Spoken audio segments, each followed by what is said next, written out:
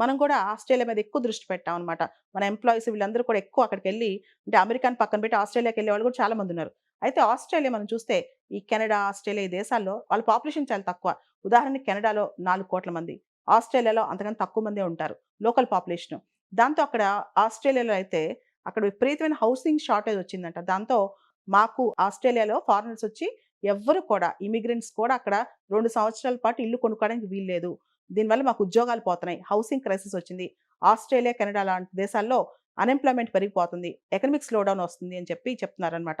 అంతేకాదు ఈ మధ్య మీరు కెనడాలో చూసినా, ఆస్ట్రేలియాలో చూసినా, యూకేలో చూసినా చాలా వీసాల్లో ఎవరైతే ఎంప్లాయ్‌మెంట్ కోసం వెళ్లారో వాళ్ళ వీసాలు డిఫరెంట్‌గా ఉన్నాయి. అంటే ఎడ్యుకేషన్‌కెళ్ళి ఎంప్లాయ్‌మెంట్‌లో ఉండే అవకాశం తక్కువుంది. అమెరికాలో కూడా. ఇప్పుడు డొనాల్డ్ ట్రంప్ కూడా ఇదే తీసుకొచ్చాడు. మీరు చదువుకోవడానికొస్తే చదువుకోండి. వేరే వ్యాపకాలు చేయొద్దు. మీరు చదువుకోవటానికొస్తే ఉద్యోగాలు చేయొద్దు. మన వాళ్ళు అక్కడికెళ్ళి చదువుకుంటూ పార్ట్ టైమ్ జాబ్ చేయటం. చదువయిపోయిన వెంటనే వాళ్ళ వీసా కన్వర్ట్ చేసుకొని వెంటనే ఉద్యోగాల్లో జాయిన్ అవ్వటం చేస్తున్నారు. అయితే ఇప్పుడు అలాంటి పరిస్థితులు అక్కడ లేవన్నమాట.